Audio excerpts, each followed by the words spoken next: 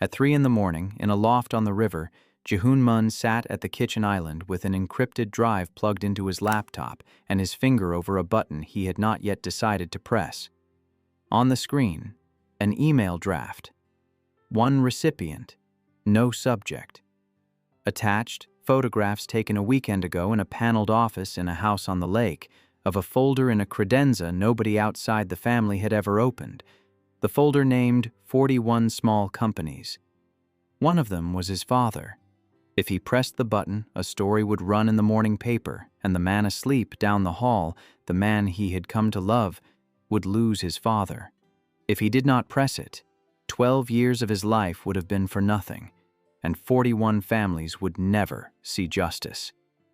His finger hovered. Before we dive in, let me know in the comments where you are watching from. Now back to the story. The day after the mentor weekend, Jihoon came home with photographs in his phone and his mother's voice in his head, and a man across the front seat of the car who had not asked him a second time if he was all right.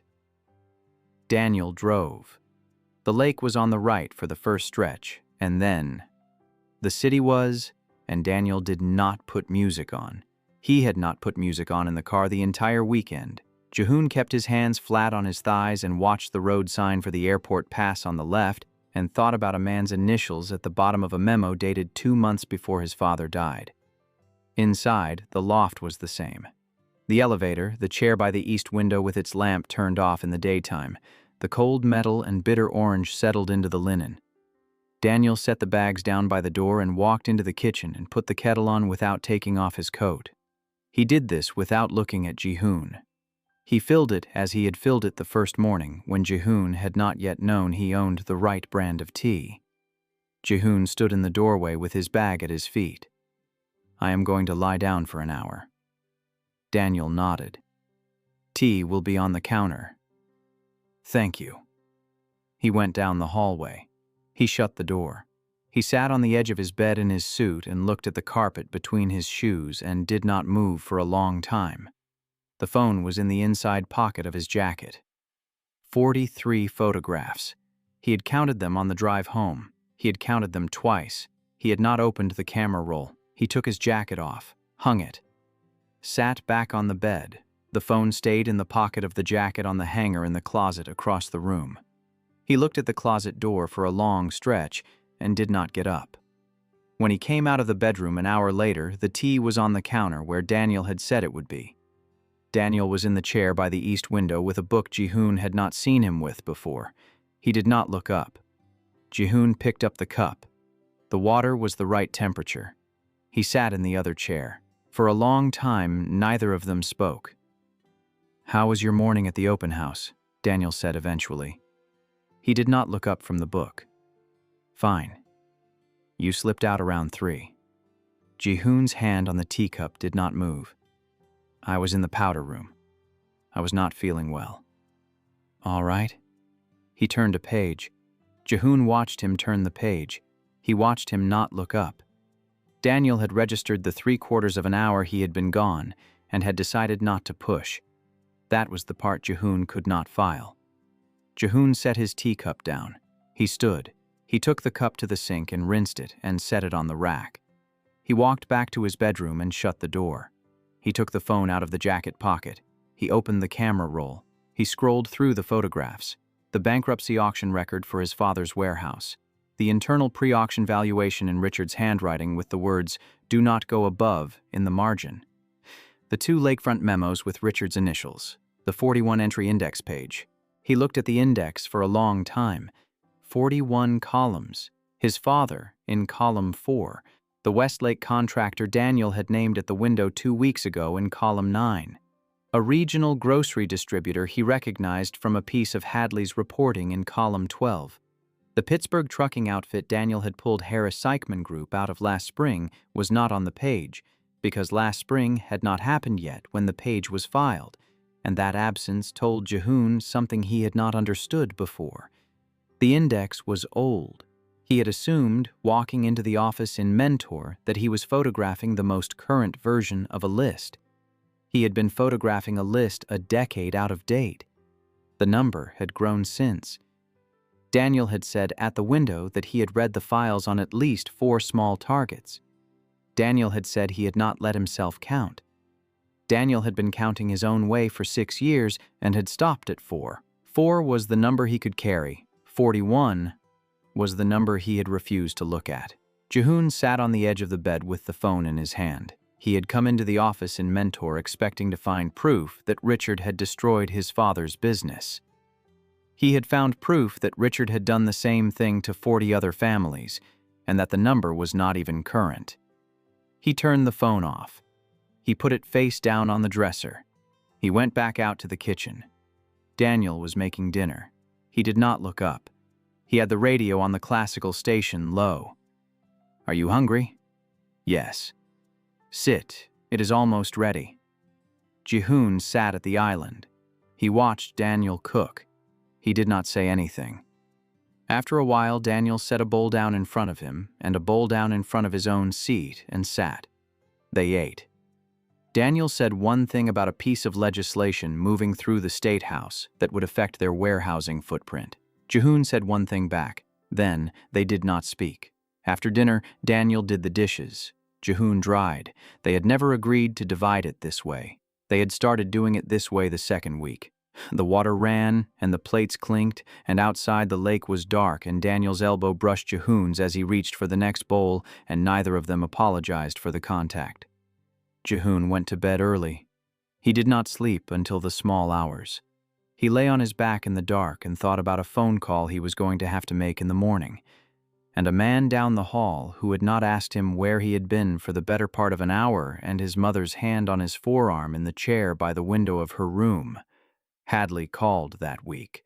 Jihoon took it in a stairwell on the 18th floor where the door at the top did not close all the way, and you could hear footsteps if anyone came down from the executive level. He had been taking calls in this stairwell for 3 years. "You are back from wherever you were." "I am back. I am going to ask you a question, and I want a straight answer." "Ask it." "Do you have anything new?"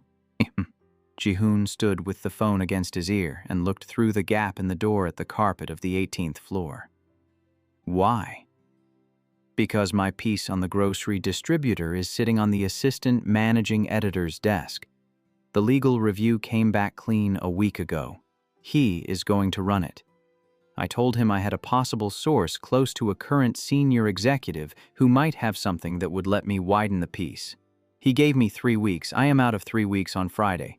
After that, he runs the piece I have, which is one company, and the story dies with one company, because the second the legal department over there reads it, they will lock the file room and I will never get within 1,000 yards of another document." Jihoon did not answer immediately.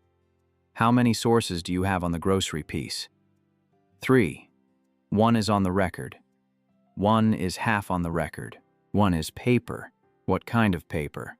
A bankruptcy clerk in Lorain County who pulled some auction filings for me. There is a Delaware shell that won the auction unopposed against one other bidder I cannot track. The other bidder is also a Delaware shell. The same person filed the paperwork for both." Jihoon closed his eyes. "Hadley." "Yes. How many of these have you found?" "Of what?" "Of the Delaware shells. Same person filing both sides." A long pause on the line. "Why are you asking?" "How many?" 4, so far. I have been pulling auction records in 5 counties for the better part of a year. 4 where the same person handled both bidders. I have been waiting to be sure of the pattern before I publish the pattern. I am not at the pattern yet. I am at one company with a sketchy auction and a chairman who does not give interviews." Jihoon stood in the stairwell. "What if I told you the pattern is at least 41? The pause on the other end was longer this time. "You would have to show me." "I know. Are you in a position to show me?" "I am in a position to think about it. You have been talking to me in coded language for a year. I am going to ask you something and I want a yes or no. Do you have a document or photographs of a document that demonstrates the pattern?" "Yes." A pause on the line. "I have not decided what to do with it." "Okay. Don't push me on this. I will come to you when I come to you. If you publish your grocery piece this Friday, it dies as a grocery piece and the pattern stays buried for another 20 years. If I bring you what I have, your piece becomes something else. I need a week. I will tell you yes or no by Friday next. Friday next. Yes. Jihoon. Yes. If you are sitting on what I think you are sitting on, the moment you send it to me, you are not at that company anymore. You understand that. I understand. I am not pushing. I am telling you because the people in your building do not lose well. I know. He hung up. He stood in the stairwell with the phone in his hand. He went back to his desk on the 12th floor and worked through a contract revision until his eyes blurred. He took a long lunch later that week and walked to a building near the river where the brass plaque by the door read, Heartline and Associates in a font that had not been changed since the 90s. Catherine had agreed to see him without telling Daniel. He had asked her the day before, on the phone, in language she had understood, as she understood everything Jihoon had ever said to her at the contract table. He had said he needed to consult with her on a personal trust matter for which Daniel's involvement would be premature. She had said, "Come at 1." She came down to the lobby herself. She walked him up the back staircase to a small conference room on the 2nd floor, with no window onto the hallway and a door that locked from the inside. She closed the door. She sat. She did not offer him coffee. "Tell me what this is." He set the phone on the table. "I would like you to look at some photographs. I would like your professional opinion on what they are." "Whose photographs?" "Mine." "Where did you take them?" "In a house I had legal access to." "That is not the same as legal access to the contents of the house." "No." She looked at him across the table. Her face did not move. "You understand that if you show me these photographs, I am Daniel's counsel." "I know." "I am not your counsel. Anything you show me, I am required to evaluate against Daniel's interest, not yours. If you are coming to me hoping I will hold something in confidence from him, I cannot. I am not asking you to hold anything in confidence from him. I am asking you to look at what I have and tell me what it is. That is a different conversation. Yes. Show me." He unlocked the phone. He passed it across the table. He had organized the photographs the night before. The first image was the bankruptcy auction record. She studied it. She swiped to the next. The pre-auction valuation. She looked at it longer. The margin note. The first lakefront memo. The second. The grocery contracts list. The auction floor calculation. Then she got to the index page. She stopped. She looked at it for a very long time. She set the phone down on the table. She folded her hands. She looked at Jihoon. "Where did you get this?" "The Mentor House. 2 weekends ago." "From where in the Mentor House?" "Richard's home office. Credenza behind the desk." "It was locked." "Yes." "You picked the lock." "Yes." She looked at the wall behind him for a beat. She looked back. "Mr. Munn, I am going to ask you a question, and I would like you to answer it directly. Why are these photographs in your phone?" He had practiced this answer too. It came out smaller than he had practiced. "My birth name is Cha." Catherine did not move. "My father owned the warehouse in column 4. He died in 1996, 6 weeks after the auction in that record. My mother is alive. She is in long-term care on the east side of the city. I have worked for Harris Seichmann Group for 8 years under my mother's maiden name. I came to the company at 19 with the intention of finding documents like the ones you are looking at. I married Daniel because Daniel offered me a contract that put me inside the family. I took these photographs at Mentor. Daniel does not know." He stopped. He waited. Catherine sat with her hands folded and did not speak for what felt like a long time. "I am going to take a moment," she said. He nodded. She stood. She walked to the window. She stood with her back to him. She did this for perhaps a minute. She turned around. "I am going to say several things. I would like you to listen and not interrupt." "Okay. First, the photographs you have shown me are not what you think they are." He waited. "You think they are evidence that Richard Harris destroyed a number of small businesses through aggressive business practices. They are not. They are evidence of bid rigging, bankruptcy fraud, bank fraud, and a 15-year pattern of the same. Aggressive negotiation is legal. Calling in a credit line is legal. Trade press rumors, depending on what was paid for them, are sometimes legal. Authoring an internal pre-auction valuation and then having a subsidiary bid at auction against a shell entity you also control is not legal. It is a federal crime. It has been a federal crime for 90 years. The index you photographed makes it a pattern. The pattern is a separate crime under a federal statute most people have heard of and almost nobody understands. Do you understand what I am telling you? I think so. I am telling you that you walked into my office with a federal indictment in your phone.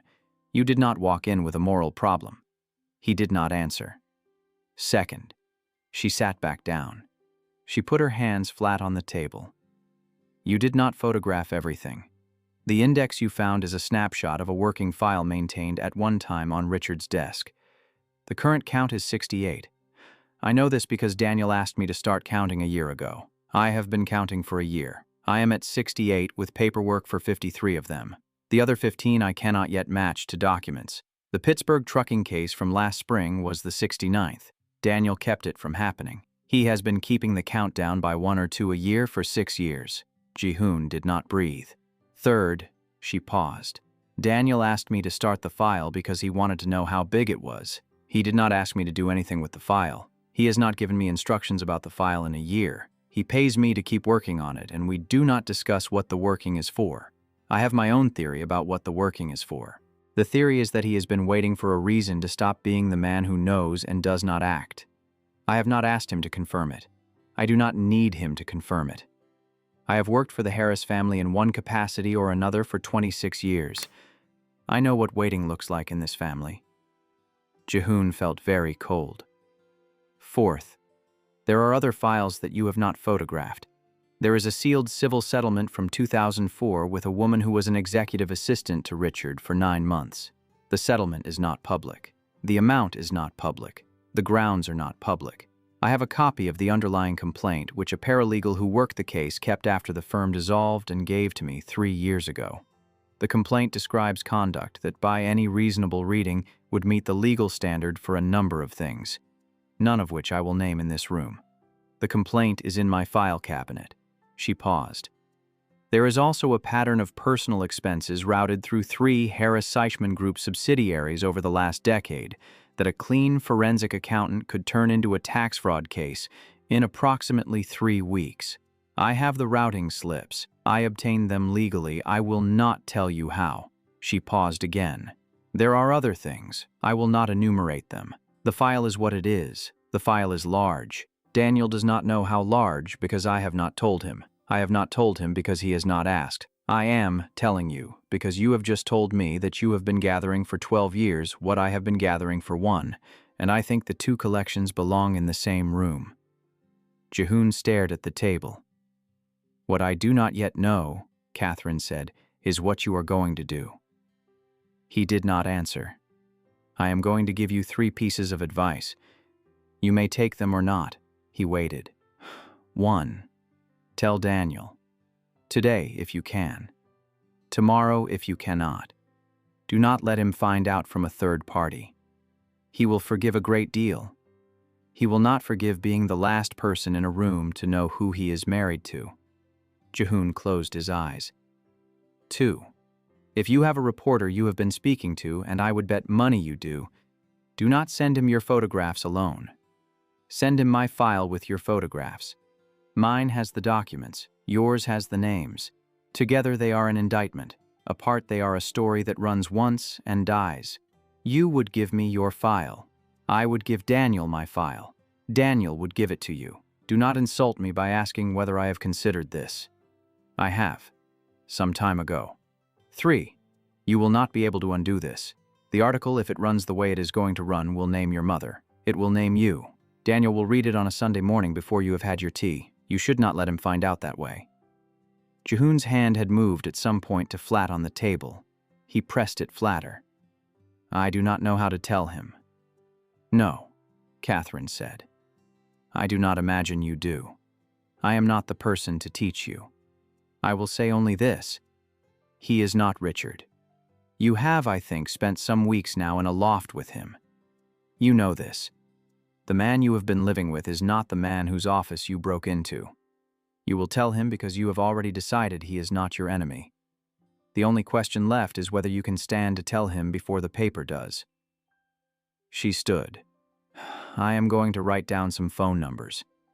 One is a federal prosecutor in the Northern District of Ohio. One is the office of the U.S. Attorney for the Southern District of New York. I am not telling you to call either of them.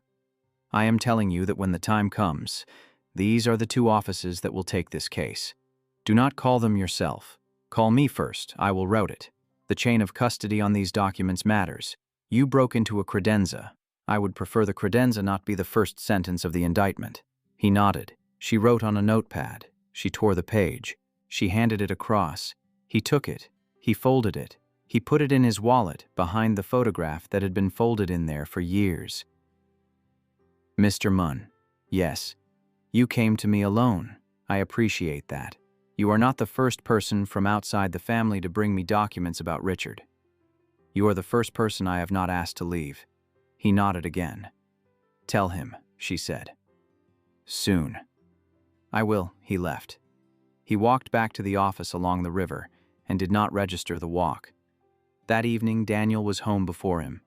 The radio was on. Something was simmering on the stove. Daniel was at the island with a glass of water and a stack of board papers, and he looked up when the elevator opened and the corner of his mouth almost moved. "You look tired." "I am tired." "Long lunch?" "Long week." "Sit. Eat in 20. Jihoon sat at the island. He had spent the walk back from Catherine's office trying to find the sentence. He had not found it. He had found several sentences. None of them sat right. He had thought about telling Daniel in the doorway. He had thought about telling Daniel at the island. He had thought about telling Daniel after dinner. He had thought about telling Daniel in bed in his own bedroom in the dark and not being able to see his face. Daniel set a plate down in front of him. "Eat." He ate. Daniel ate. They did not talk. When the plates were clear, Daniel took both to the sink. Jihoon stood. He picked up the dish towel. Daniel washed. Jihoon dried. The water ran. The plates clinked. Daniel's elbow brushed his. "I was thinking," Daniel said without looking up from the bowl in his hand, "I would like to start having tea in the morning together. Not just sitting at the island, sitting in the chairs by the window, both of us. Before I leave." Jihoon stopped drying. "All right. It is a small thing." "Yes. It would be a nice thing." "Yes." Daniel handed him the bowl. Their hands touched on the rim. Daniel did not move his hand for a beat. Jihoon did not move his. "Daniel." "Yes." "My mother had a small fall this morning. The facility called me at work. They have her at the hospital for observation. She is fine. They are keeping her overnight." Daniel set the rag down on the counter. "Which hospital?" "University. The West Wing." "Get your coat." "I was going to take the bus." "Get your coat." Jihoon got his coat. He had not been able to tell Daniel the thing he had walked into the loft intending to tell him. He had been able to tell Daniel about his mother. He told himself in the car that it was a smaller cowardice than it felt. He told himself he was using the only true thing he had to put off the harder true thing for a few hours. He told himself this was a small failure and not a large one. Daniel drove. The city slid by. Daniel did not put the radio on. He did one thing in the car that Jihoon did not register at first. At a long red light at the intersection by the courthouse, Daniel reached across the console and put his hand flat on Jihoon's wrist. He left it there until the light turned green. He did not say anything. He took his hand back when he needed it for the gear shift. Jihoon looked at his own wrist for the rest of the drive. The hospital waiting room was a beige room with vending machines and a television playing a financial news channel with the sound off. Jihoon's mother was in an observation bay down a long corridor where they were not allowed to sit. They sat in the waiting room. Daniel sat. He took his coat off. He folded it once and put it on the chair beside him. He sat with his hands flat on his thighs. He did not take out his phone. He sat next to Jihoon for a long time. Their thighs touched through their suit pants.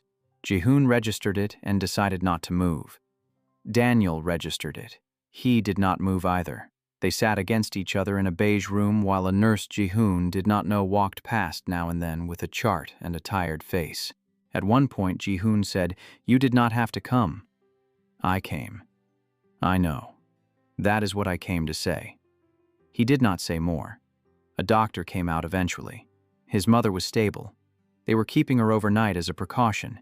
He could go in for a short visit if he wanted to. Jihoon went in. She was awake, her good hand on the rail of the bed. She looked smaller in the gown than she did in her chair. She looked at him. "Where is he?" "In the waiting room." "You did not bring him in." "You are in a gown." "Bring him in." He drove. Jihoon walked back to the waiting room. Daniel was in the same chair. He had not moved. "She wants to meet you." Daniel looked up. He stood. He put his coat over his arm. He came down the corridor. In the bay, Daniel stood at the foot of the bed. He did not approach the side of the bed. He looked at Jihoon's mother. He gave the small, precise nod he gave when he was being introduced to somebody he respected. "Mrs. Mun." Jihoon's mother looked at him a long time. "It is Cha. Not in the hospital records, but it is Cha." The room went very quiet. Daniel did not move. He held the mother's look. His face did not change. Eventually, he said, "Mrs. Cha." "Daniel." "Yes." "You are good to him." "I try." "Keep trying." "Yes." She looked at Jihoon. Her good hand turned on the rail. "Go home. Both of you." "I am fine. I am going to watch television and eat the pudding." Mom. Go." In the car, Daniel did not turn the engine over for a long minute. He sat with his hands on the wheel and looked through the windshield at the parking garage wall. "How long have you been, Cha?" "My whole life." "You filed the change at 19. "Yes." "Mun is your mother's name." "Yes." "You did not tell me." "No." Daniel sat with his hands on the wheel for a long beat. He turned the key. He drove. Jihoon waited for the question that would have to come next. It did not come. Daniel drove the entire way to the loft in silence. He took the same route he always took. He parked in the underground garage. He turned the engine off. He sat with his hands on the wheel. "I am going to ask you something," he said. "And I am not going to ask you any of the other things until you are ready to tell me them." Jihoon waited. "Do you want me in your room tonight?" Jihoon's hand on his own knee did not move. "Yes." "All right." They went up. Daniel did not undress. Neither did Jihoon. They took their suit jackets off. They took their shoes off. They left their belts on. Daniel sat on the edge of the bed on the side near the window. Jihoon sat on the side near the door. They did not look at each other. Daniel put his hand out, palm up, on the comforter between them. Jihoon looked at the hand for a long time. He put his hand in it. Daniel pulled gently. Jihoon came across the bed. He lay on his side. Daniel lay on his back. He put his arm under Jihoon's head. He did not move it after he put it there. Jihoon's face was an inch from his shoulder. The cold metal under the bitter orange was right there, and the toasted barley was open underneath, like something he was not bothering to hide. Jihoon's own green and cut stems softened. The wormwood, which had been a private sharpness for as long as he had had a designation, went quiet. The 2 cents in the room did something new. Neither of them recognized it. Neither of them named it. Jihoon did not move. "Daniel." "Yes." "I have not told you everything." "I know. I am going to." "I know. Tomorrow." "All right. Not tonight." Daniel did not answer. He kept his arm where it was. His hand stayed in Daniel's hand. Daniel's arm did not move from under his head. The lamp on the dresser stayed on. Outside the window the lake was dark and even. Jihoon was awake for a long time. He did not think the man next to him was awake either. Neither of them spoke.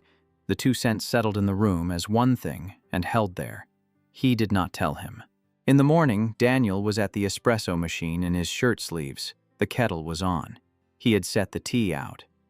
Jihoon walked into the kitchen, and Daniel looked up from the espresso cup, and Jihoon, who had practiced the sentence in his head for 6 hours, did not say it. He sat at the island. He drank the tea. Daniel went to work. Jihoon went to work. At his desk on the 12th floor, he opened his email. He sat for a long time looking at it. That evening they ate dinner together. They did the dishes. They sat in the chairs by the east window. Daniel read. Jihoon did not read. He watched Daniel read. Daniel had taken off the suit jacket. The watch was on his wrist. Jihoon had been in the same room with the watch for weeks, and he had not, until this moment, made himself look at it as a thing that mattered. The watch was Daniel's uncle's. Daniel had told him the story of his uncle on a morning over eggs, and Jihoon had eaten the eggs and looked away from a grief that had the same shape as his own. The uncle was the family Daniel carried. The uncle had been dead for 7 years. Richard was the family Daniel had left. Not the family he carried. The family he had left. Jihoon was, in his phone, in the inside pocket of a jacket on a hook by the door, holding the evidence that would take that family away. He was not going to take it from Daniel. He was going to take it from Richard. He told himself this several times in the chair by the window. It did not entirely land. Whatever he sent to Hadley was going to land in Daniel's life on a Sunday morning at the kitchen island with a cup of coffee. It was going to land in Daniel's face. The fact that the news was true, and the fact that the news was deserved, did not change the face it landed in. Jihoon watched Daniel turn a page. He watched him do the small thing he did with his thumb on the corner of the paper. He watched the watch. He thought, "You have spent 12 years building this. You have a year of contract left and a window of perhaps a week before Hadley publishes the smaller piece and the file room closes. You have a man across from you in this chair who is not the man you came here to ruin. You have a mother who told you to look at him. You have looked at him." He stood. He walked to the kitchen. He picked up his teacup off the counter, even though there was no tea left in it. "I am going to take a walk." Daniel looked up. "Okay." 20 minutes. Daniel nodded. "There is something I have to think about." "All right." He took his coat. He took his phone. He went down in the elevator. He walked along the river in the cold for a long time. He stood at the railing where the water was black and watched the lights of a barge move east toward the lock. He thought about his father. He thought about a marble lobby. He thought about a man at the foot of a hospital bed who had said only "Mrs. Cha," and stood with his coat over his arm and not flinched. He thought, "If I tell him before I send it, he will tell me not to. He will tell me he cannot let me hand it to a reporter. He will tell me there are other ways. He will say this, and he will believe it. And I will not send it, because he will be in the room and his face will be on me when I do. If I send it first, he will hate me. He will read the paper on a Sunday morning and he will hate me. He will hate me less than I will hate myself if I do not send it." He turned around. He walked back. He went up. Daniel was still in the chair by the window. He looked up. "Did you think about it?" "Yes." "Are you all right?" "I am going to be all right." "All right." He went to his bedroom. He shut the door. He did not lock it. He sat at his desk. He took out the laptop. He plugged in the encrypted drive. He opened the email to Hadley. He looked at the upload button for a long time. He pressed it. The file went. He sat at the desk for several minutes. He waited. There was nothing to wait for. The file had gone. Hadley would have it in his inbox in the morning. He turned the laptop off. He put it away. He took the drive out of the port. He put it in a sock drawer he never used. He turned out the light. He went to bed. He lay on his back. He did not sleep. He told Daniel the next morning. Not the whole thing. He told the next part of it. He told it over tea by the window. He told it in pieces. He said the warehouse on the lakefront had been his father's. He said his father had died after a bankruptcy his father had not wanted to file. He said his name was Cha. He said he had taken the Moon name when he was 19 so he could come to work for Harris Seichmann Group without the company knowing whose son he was. He did not say what he had photographed in Mentor. He did not say what he had sent to Hadley the night before. Daniel listened. He did not interrupt. He held his coffee cup in both hands. He looked at Jihoon's face. When Jihoon stopped, Daniel set the cup down. How old were you? 15. When your father died? Yes. And your mother? Worked at the fish market on the lakefront for 12 years. Had the stroke at 48. I know that part. I read your HR file. I did not know the rest. I know. Daniel looked at him a beat longer than he had to. Why did you marry me? Jihoon held his cup. I told myself it was because the contract put me inside the family. I am not telling myself that anymore. But I would be lying if I said it had not been the reason at the start. Daniel did not flinch. All right. Is there more? Yes. You will tell me when you can. Jihoon's hand on the cup did not shake. Yes. Daniel nodded once. He stood. He kissed the top of Jihoon's head, briefly, in passing, as someone kisses the head of a person they live with. He had never done it before. He picked up his suit jacket. He left for work. Jihoon sat in the chair by the window for a long time after the elevator door closed. He had not told him the rest. He had a week, maybe 2, before Hadley ran the story. He did not move from the chair until the sun came up properly and the radiator clicked on and the lake outside the window went from black to gray. Some days later, Hadley emailed back. A single sentence. It is everything I thought it was. I am bringing my editor in tomorrow. I will be in touch. Jihoon read the email at his desk. He deleted it. He emptied the trash. He worked through the day. He went home. Daniel was in the kitchen. He had bought flowers. Not a bouquet, only a small bunch of something white with stems Jihoon did not recognize, in a glass on the island. What are those? I do not know. The woman at the market said they would last a week. I thought we could try them. Jihoon looked at the flowers. Okay. He kissed the top of Jihoon's head again, in passing. He went back to the stew on the stove. That night they slept in Jihoon's bed again. Daniel was learning Jihoon's bedroom in small ways. He had left his book on the side table by his side of the bed. He had a glass of water there now, his phone charged on the dresser. Jihoon lay on his side and looked at the back of Daniel's neck in the dark.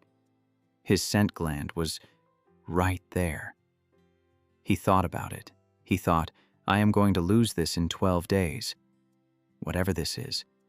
I am going to lose it on a Sunday morning when the paper hits the porch. He put his face against the back of Daniel's neck. He breathed in. The toasted barley was right there under the cold metal and the bitter orange. The metal had gone soft. He had not known it could. Daniel, half asleep, reached behind himself. He put his hand on Jihoon's hip. He held it there. Jihoon closed his eyes.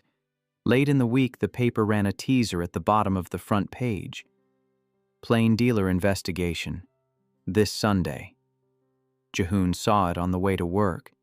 He sat on the bus and looked at the paper somebody had left on the seat next to him. He read the teaser line 3 times. He did not pick the paper up. He got off at his stop.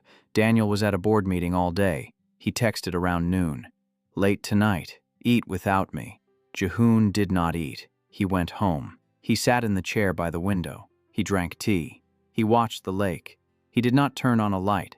Daniel came home late. He turned the kitchen light on. He looked at Jihoon in the chair. Have you eaten? No.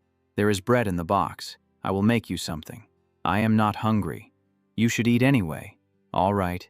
He made toast with butter. He set it down on the side table next to the chair. He sat in the other chair. He did not eat. He watched Jihoon eat the toast. There is going to be something in the paper on Sunday. Daniel looked at him. About the company.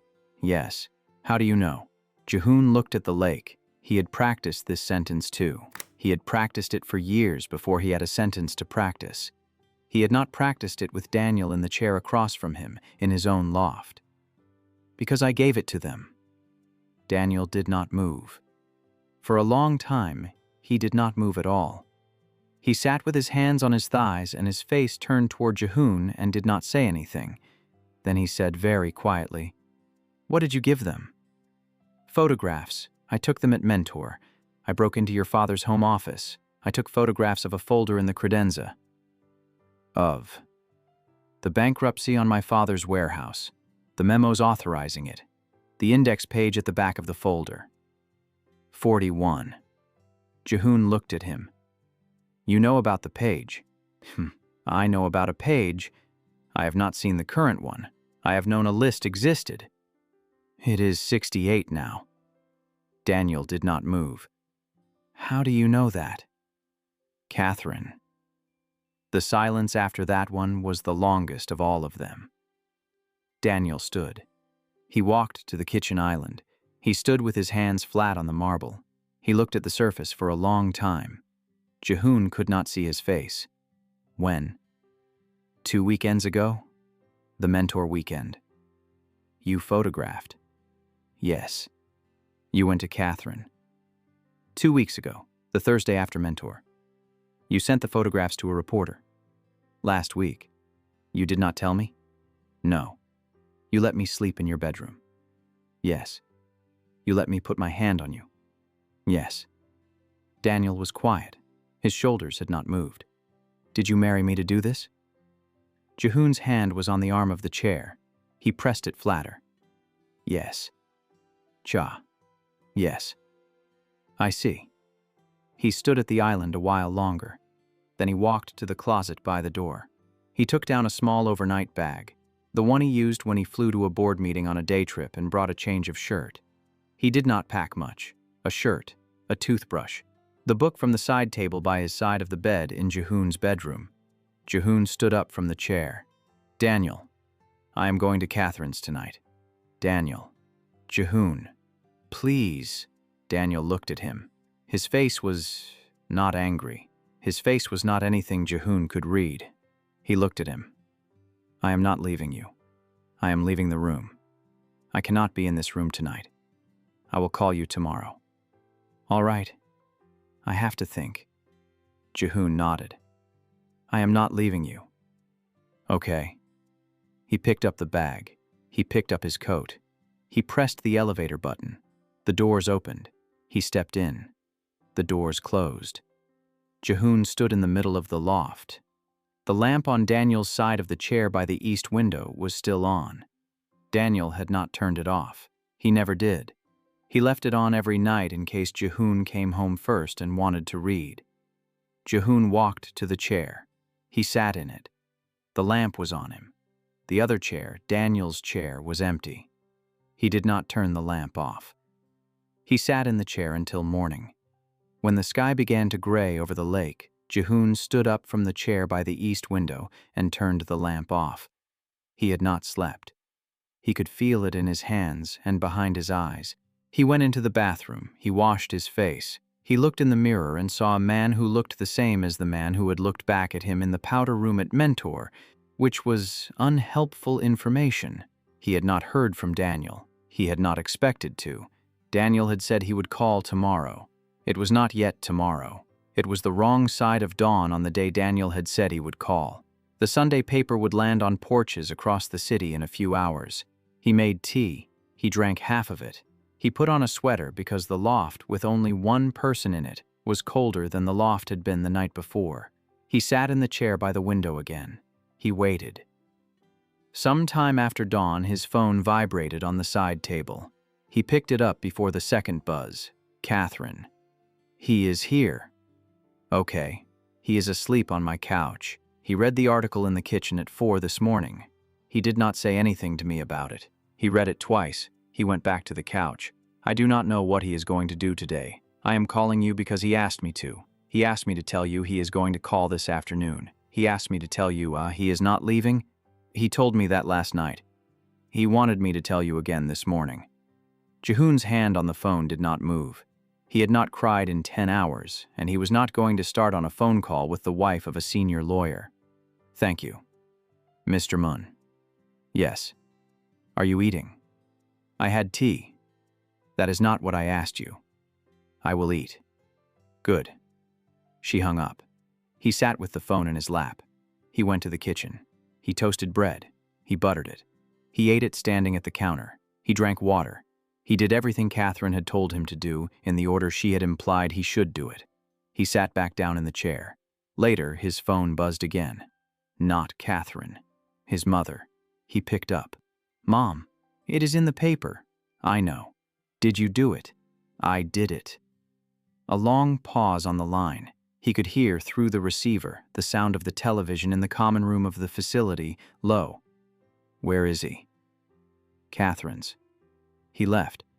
For the night. He said he is not leaving me. He said he had to be out of the room. He went to his lawyer's." A pause on the line. "Mom." "Yes. I did it with my eyes open. I want to tell you that." "I know you did. I knew he still loved his father. I knew it. I knew it last night. I knew it the whole time I was sending the file. I did it anyway." "Yes," she said. "You did." He was quiet. "You will tell me if you need to come and sit. I will be here." "I know." "Eat lunch." "Catherine already told me to eat." "Catherine is correct." She hung up. He set the phone down on the side table. He looked at the lake. He did not cry. He had not cried in 12 years, and he was not going to start in his own loft on a Sunday morning with a piece of toast on the counter. Daniel called that afternoon. "Are you home?" "Yes." "I am coming over, half an hour." "Okay. Is there anything I should bring?" The question, in the middle of a Sunday like this one, was so practical it almost made Jihoon laugh. It would have been a laugh and not anything else. He did not have one in him. "No." Daniel hung up. In the half hour, Jihoon did not move from the chair. He had moved very little all day. He had eaten the toast. He had drunk 3 cups of tea. He had taken his phone off the side table once to look at the article in the Plain Dealer's online edition. The headline read, "Federal Documents Show Harris-Seichmann Group Rigged 41 Bankruptcy Auctions Over 15 Years." Hadley had written the piece with somebody else, a name Jihoon did not recognize, probably the legal correspondent. Catherine had been quoted as an unnamed source close to the family. The piece named Richard 9 times. It named Daniel twice in the second-to-last paragraph, neutrally as the current SVP. It named the Cha family in the 3rd paragraph. It named Jihoon by both names, Cha and Moon, in paragraph 6, and noted that he had been employed at Harris-Seichmann Group for 8 years. Jihoon had read the article once and put the phone down. The elevator chimed. The doors opened. Daniel came in. He looked tired. He had not slept well at Catherine's. He had not shaved. He was wearing the same shirt he had been wearing the night before, with a sweater over it that Jihoon had never seen, and that he understood, after a second, must be Catherine's husband's. He set his bag down by the door. He took off his coat. He looked at Jihoon in the chair. "Hello." "Hello." He walked into the kitchen. He filled the kettle. He set it on the gas. He turned it on. He came over and sat in the chair across from Jihoon. He did not say anything at first. "I read the article. Catherine had it on her kitchen table when I came down before dawn." "I know. She called me. I read it twice. I went to lie down again. I did not sleep. I read it again later. I called Catherine in the morning and asked her some questions. She answered them. I will not tell you what they were. I will tell you, eventually. I do not want to tell you everything in one conversation. I want to ask you some questions first." Jihoon's hand was on the arm of the chair.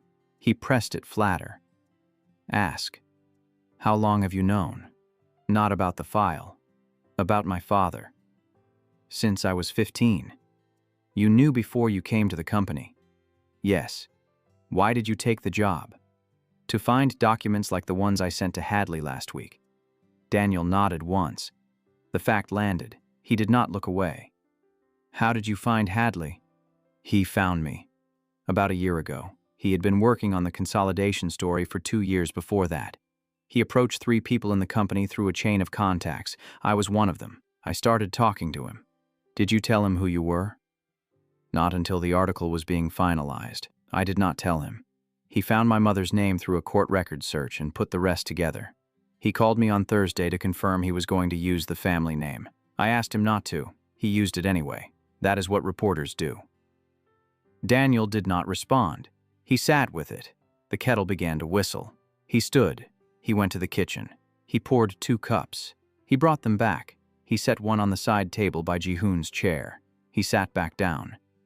When did you take the photographs at Mentor? In the open house. I left for 40 minutes. I picked the lock on the office door. The credenza was unlocked. I photographed everything in the lakefront folder. I photographed the index page at the back. I did not know about the lakefront folder.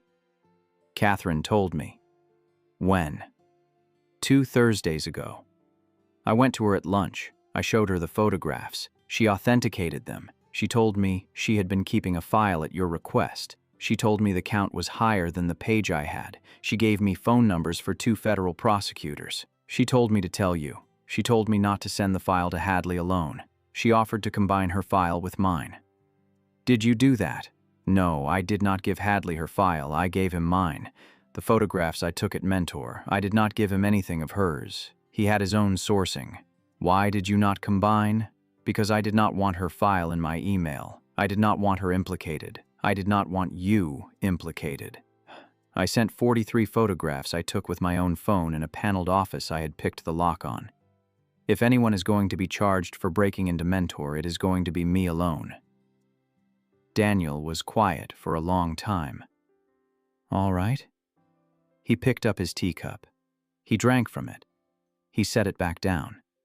He did not look at Jihoon for a stretch. I need to ask you some other questions. I am not going to ask them now. I am going to ask one and you can decide whether to answer it. Jihoon waited. Did you sleep in my bedroom because you wanted to know what was in the drawer next to my bed? Jihoon looked at him. No. Daniel nodded. I slept in your bedroom because the night before I had been to my mother and she had told me to look at you. So I looked at you. So I went to bed in the same room you were in. Because I had not, until that night, let myself be in the same room as you with the lights off. Daniel did not move. You knew I was going to send the file to Hadley. I knew. You let me sleep with you anyway. I let you sleep with me because I was not going to get to sleep with you again after the paper ran. Yes. Daniel was quiet. All right, Daniel. Yes. I am sorry. He waited. I did not say it last night. I am saying it now. I am sorry. I am not sorry for sending the file. I am not sorry that the file is in the paper. I am sorry that I let you find it the way you found it. I am sorry I did not tell you the morning after Mentor. I am sorry I sat in your chair for 2 weeks and let you bring me tea, and I am sorry I let you put your arm under my head, and I am sorry I let you hear me say your name in the dark. His voice did break on one word. He stopped. He did not try to start again. Daniel looked at him. All right. He waited a beat. I am going to say something now. I want you to listen. Jihoon nodded. I was not angry last night. I was not angry this morning. I was tired, and I am still tired. I am going to be tired for a long time. The thing I was last night, walking out of this room, was a man who needed to be in a different room to read what was in the paper. I read it. I went to bed at Catherine's. I read it again before dawn. I read it a 3rd time after that. I am going to read it again tonight. By the time I have read it enough, I will have memorized the part where my father is quoted in the section about Westlake. I will have memorized the part where the journalist describes the auction record. I will have memorized everything about it. I will need to, because I am about to be the person who is asked in every room I walk into for years what I am going to do. Jihoon waited. I am going to tell you what I am going to do. I am going to do what my father has not given me a reason not to do for 6 years. I am going to take the file Catherine has been building, and I am going to take the file you took, and I am going to walk both of them into the office of a federal prosecutor on Monday morning. Daniel. Listen, I am going to call the chairman of the board on Monday afternoon. I am going to ask for an emergency session. I am going to walk the board through the evidence. I am going to ask the board to remove my father as chairman. I am going to ask the board to authorize an internal review. I do not know how the vote will go. I have spent 6 years being careful with these people. I am going to spend Monday afternoon asking them for one favor I have not asked for in 6 years. I think they will give it. I am not certain. I will know on Tuesday. He paused. I am going to file a civil suit against the company on behalf of the families on the index. Catherine and I will lead it. The Cha family will be the first plaintiff because the Cha family has the strongest paperwork. We will not seek the company's destruction. The company is older than my father. It was my great-grandfather's. There are 900 people who work for it who did not do any of the things in the paper. We will seek to remove him and remediate. We will seek a settlement structure that puts capital back into the families that were destroyed. Some of those families will not take it. Some of them will. We will offer what we can. Jihoon did not interrupt. I am going to walk into my father's house on Tuesday evening after the board vote alone. I am not bringing you. You are not coming. I have not asked you. I am telling you. He will not see you. He will see me. I will tell him what I have done. He will say things to me he has not said in his life. I will hear them. I will leave. I will not see him again outside a courtroom for as long as he is alive. He paused. And then, I am coming home. To you. To this loft. Because you are my husband. Because I knew in Frankfurt 3 years ago that the next person I lived with was going to be the one I lived with.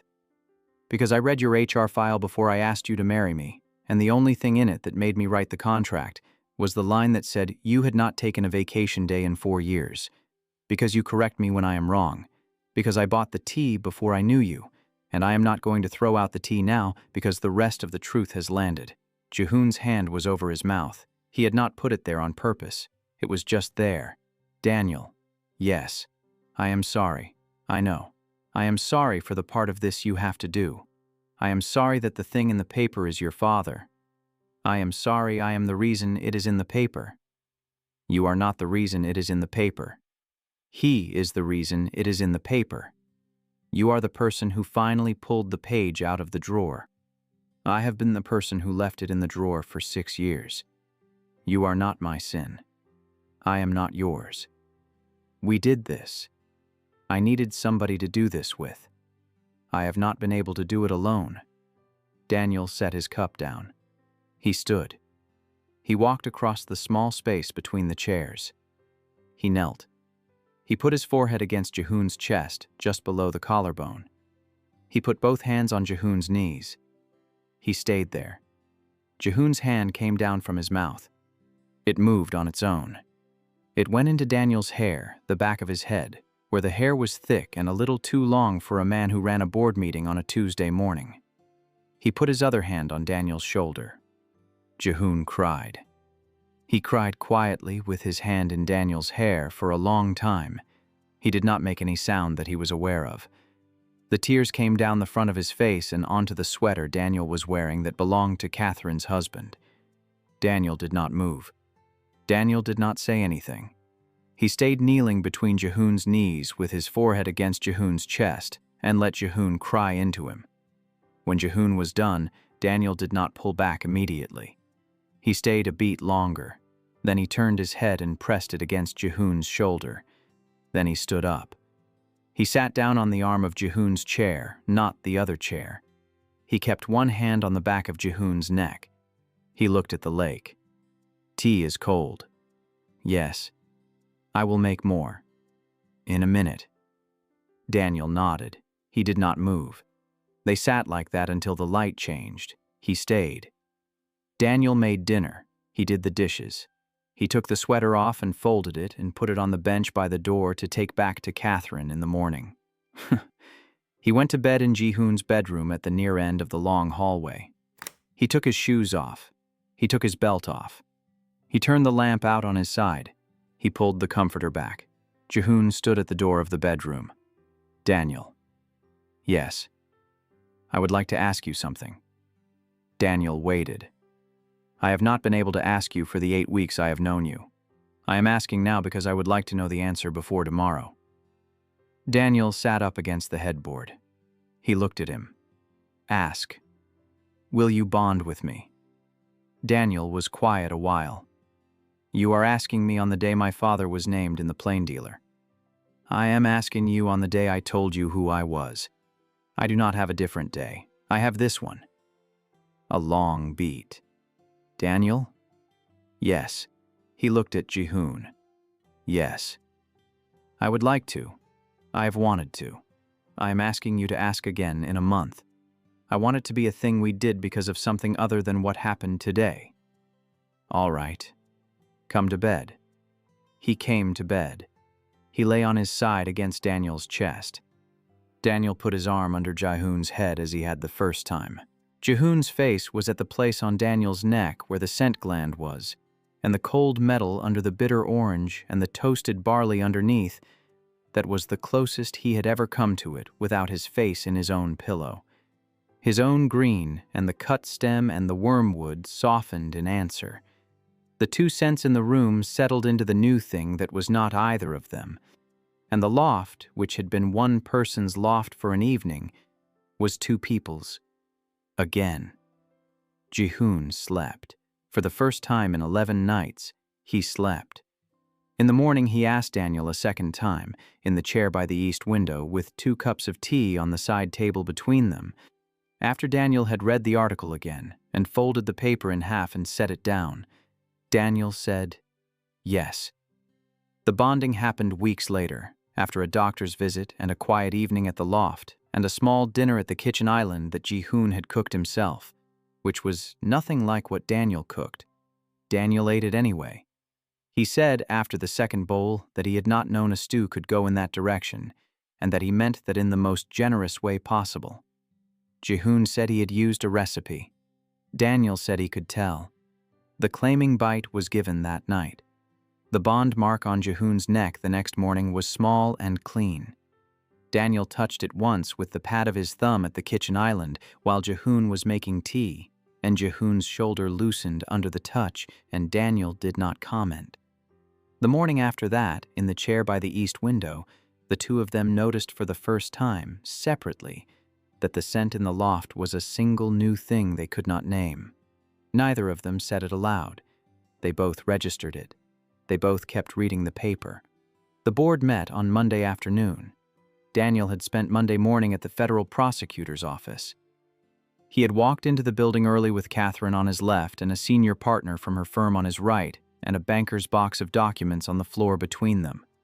He had walked out around lunchtime. Catherine had filed the civil suit that afternoon.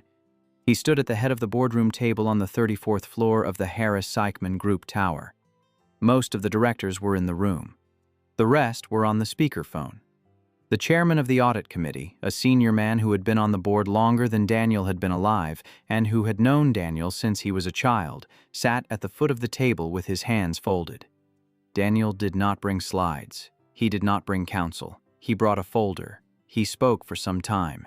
He used the words "my father" 3 times. He did not use the word "the chairman." He did not use the word "the founder." He said "my father," and he said Mr. Harris twice, and the rest of the time he said "the company."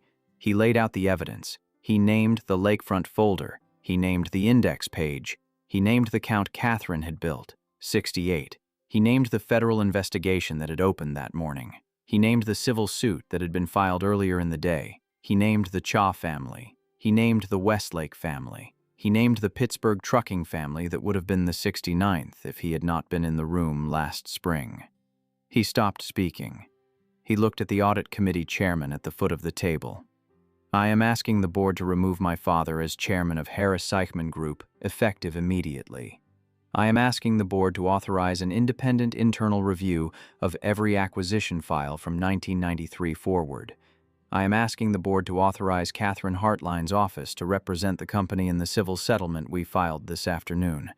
I am asking the board to vote tonight." The room was quiet. The audit committee chairman looked at him. He looked around the table. He looked back at Daniel. "You are asking us to vote against your father." "Yes. You understand what we are voting on." "I do. You understand that, regardless of how the vote goes, you have ended a relationship in this room tonight." "I understand." The chairman looked at the table. "All right. Let us have the discussion." The discussion took a long time. Daniel sat in his chair at the head of the table.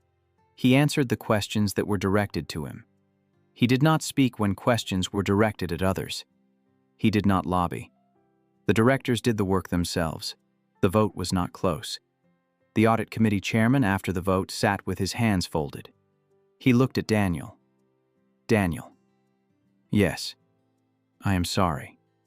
"I know. Your father will not." "I know. Go see him tomorrow." I am going tonight. Then go tonight. I will see you Wednesday. Daniel stood. He picked up the folder. He walked out of the boardroom. He took the elevator down to the lobby. He walked the 4 blocks to where the car was parked. He drove to Bratenal alone. Richard was in the study, he had been told. Somebody from the board had called him during the discussion. He had been waiting in the study with the lamp on for some hours. When Daniel walked in, he did not stand up. There was a glass of something on the side table next to him. He had not drunk much of it. He looked at Daniel and did not say anything. Sit down. I will stand. Sit down, Daniel. I will stand. He stood. Richard looked at him. What have you done? I have done what I should have done 6 years ago. I have done what I have been failing to do for 6 years. I have walked the file to the U.S. Attorney's Office. I have filed a civil suit on behalf of the families on the index. I have asked the board to remove you, and the board has done it. Richard did not move. Why? Because what is in the file is in the file. You did this for a husband. You did this for a boy whose father you do not even remember. I remember his father. His name is in column 4. The note in your handwriting on the valuation says, "Do not go above." I have known about that page for a year. I have had it on my desk for a year. I read it. I did not act. Then somebody who had been waiting for me to act for 12 years did the thing I could not do. And then I did the next thing. Both of those things are mine. You will not survive this. You will not survive this. The company will. I will survive this. I am not going to be the chairman of Harris Seichmann Group. I never wanted to be. The audit committee will run the company until the board chooses someone new. I will leave the company on Friday. I am taking Catherine with me. I am going to spend the next year of my life working through the settlement structure. After that, I will see. Get out of my house. Yes. Get out. Daniel turned. At the door, he stopped. He did not turn around. I am going to say one thing. I am not going to say it more than once. You have been my father for 33 years. You will be my father for the rest of my life. I will not lie about who you are. I will not stand in a photograph behind you at a press conference. I will not be in a courtroom on your side of the aisle. I am still your son. Those 2 facts do not contradict each other for me. They are going to have to for you. Richard did not answer. Daniel walked out of the house. In the car, in the driveway, with the engine off, he put his hands on the wheel and sat for a long time. He looked at the watch his uncle had given him. The crystal had a small scratch on it that he had put there as a boy. He had been wearing it every day since. He thought very briefly of the screened porch in Pasadena and of his uncle reading history out loud in the last summer of his life. He turned the key. He drove home. The federal indictment was unsealed the following year. In the months before that, the civil suit was settled in 2 stages. The Cha family was the first plaintiff. The settlement, when it closed, paid the Cha family a sum that Jihoon read off a wire confirmation in the kitchen of the loft. He set the phone down. He walked into the bathroom and closed the door and sat on the side of the tub with his hands flat on his knees for a long time. The number was not the largest sum the family was paid. The settlement structure paid the families with the weakest paperwork the most, because they had been the hardest to reach, and they deserved the most. The Cha family was paid in proportion to the strength of the lakefront documents. The number was enough to move Jihoon's mother into a small private facility in Bay Village with a single room overlooking a courtyard garden, and to put the rest into a fund that would pay for her care for the rest of her life. The Westlake family was paid. The 2 children, now adults, used a portion of their settlement to open a small contracting business in their father's name. Daniel went to the opening. He did not go in. He stood across the street and watched the door, and then he walked away. The Pittsburgh trucking family was paid. They had not been in the lakefront folder. They had been in Catherine's file. They had not known they were on a list. The board, in the second stage, settled with 2 of the families who had refused the first round. 2 more refused after the second round. Their cases continued. They were not the company's problem. The company sat with the settlement structure and did not appeal. Richard did not attend his own arraignment. He was not required to. He sent his attorneys. Daniel did not attend. The indictment, when it was unsealed, was long. It named federal crimes Jihoon had not known had names. It named co-conspirators, most of them now retired. It named a corporate entity that no longer existed because Harris Seichmann Group had spun it off. The Cha bankruptcy was named near the top. The Westlake bankruptcy was named a few counts later. The Pittsburgh trucking case, which had never been completed, was not named because there had been no crime to indict. Richard's case went to trial some time after. Jihoon did not attend. He had told Daniel he would not. Daniel had not attended either. They had agreed on this the night the indictment was unsealed, in the chair by the south window in their new place, in front of a smaller lake view than the loft had given them, but a better view than they had ever expected to have. The trial ran for some weeks. Richard was convicted on most of the counts. He was acquitted on the rest. He was sentenced to years at a federal facility in West Virginia. He was an old man when he reported. He served some of the sentence and was released to a halfway house under a medical provision when his health failed. He did not call Daniel from the halfway house. He died some time after that. Daniel went to the funeral. He went alone. He had not asked Jihoon. He had told him the night before in their kitchen that he was going. Jihoon had said all right. Daniel had said, "Will you wait up?" Jihoon had said, "Yes." He waited up. Daniel came home late. He took his suit off in the bedroom they shared. He came out in a sweater. He sat on the kitchen counter where Jihoon was standing at the sink. He put his head against Jihoon's shoulder. How was it? Small, his second wife. 2 of the directors, 3 of his cousins from out east, a priest he had not seen in 15 years. You spoke? No. I sat in the back. Jihoon set the plate on the rack. Jihoon. Yes. He left me the watch. Your uncle's watch. No. His own. The Patek. The one his father gave him. He left it to me in the will. Jihoon waited. I am not going to wear it. I am going to put it in a box. I am going to give it to the museum that has the rest of his estate. They have a section on the company's history. All right. I am going to keep the uncle's. I know. Daniel did not say anything else. He stayed on the counter with his head against Jihoon's shoulder for a long time. Jihoon rinsed the same plate twice. He did not move otherwise. After a while, Daniel said, "Will you make tea?" Yes. They lived eventually in a different building. They moved out of the loft on the river not long after the indictment was unsealed. The loft had been a place where 2 people had agreed to be married for a year. They had stopped being those 2 people. The kitchen and the bedroom at opposite ends of a long hallway had made sense for a contract. They did not make sense anymore. The new place was smaller. It was on the same river. The kitchen and the bedroom were in the same room as each other almost. The bed was the same bed. The watch was on Daniel's wrist every morning. The photograph that had been folded twice in Jihoon's wallet for years was on the wall above the side table on Jihoon's side of the bed. It was a small black and white photograph of a man in a windbreaker standing at the door of a loading office on the lakefront with a small boy in the doorway behind him stamping invoices. The man was Jihoon's father. The boy was Jihoon. The photograph had been taken by Jihoon's mother in the year before everything started to come apart. It hung in a plain wooden frame Daniel had brought home one Sunday without saying anything about it. On Sunday mornings, they had tea in the chairs by the window. There was a window in the new place too, though it faced south instead of east. The lake was at the foot of a street a short walk away. They walked to it sometimes. They did not walk to the part of the lakefront where the warehouse with the green logo had been.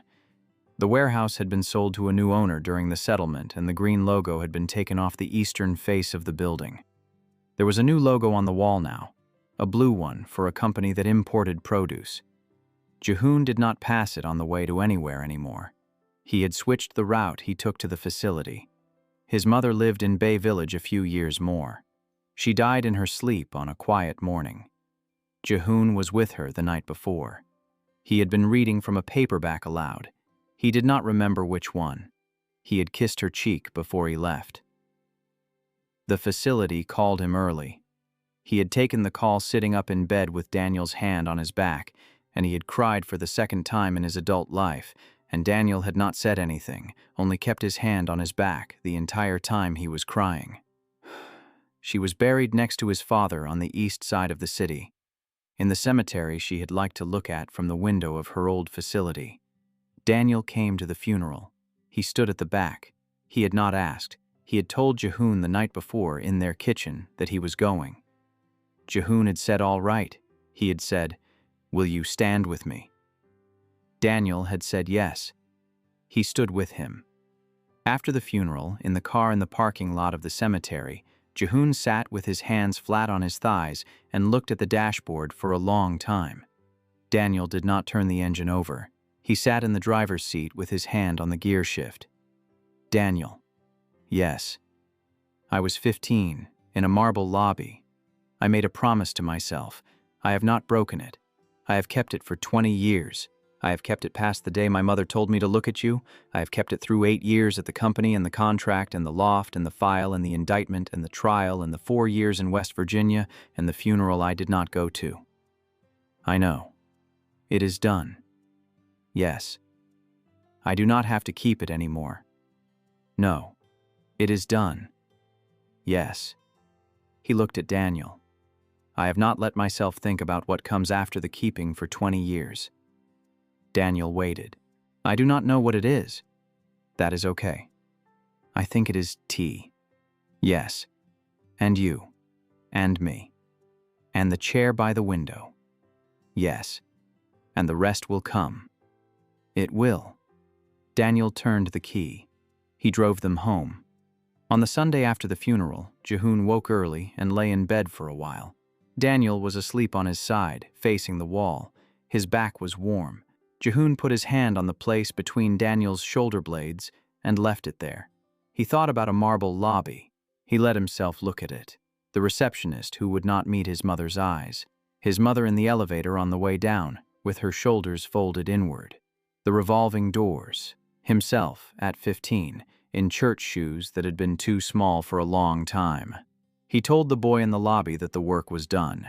He could sit down. He could rest. He got out of bed. He made tea. He sat in the chair by the south window. Daniel came out after a while in a sweater. He kissed the top of Jihoon's head in passing, as he always did now. He poured himself a cup.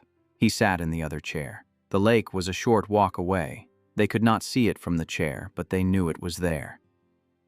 Daniel. Yes. Thank you. For what? For coming home. Daniel looked at him. He did not answer for a beat. Always. They sat with that for a while. Then Jihoon said, watching the side of Daniel's face, I broke into your father's office. You did. With a tool I bought on the internet. Yes. And here we are. Daniel turned his head. The corner of his mouth moved. Here we are. Drinking tea. Like regular people. Daniel laughed. It was a short laugh, surprised like he had not expected to have one in him. He set the paper down on his lap. If you had told me, the morning I asked you to sign that contract, that we would be sitting in a kitchen one day on a Sunday with the paper between us, I would have said you had the wrong man. I was the wrong man. You were. I was also the only man who would do it. Yes. A beat. You were that too. Jihoon looked at him. Who would have thought? Not me. Not me either. They sat. They drank the tea. The Sunday paper was on the side table by Daniel's chair, unopened. A car horn went off somewhere down the street. The radiator clicked on. Daniel turned a page of the paper.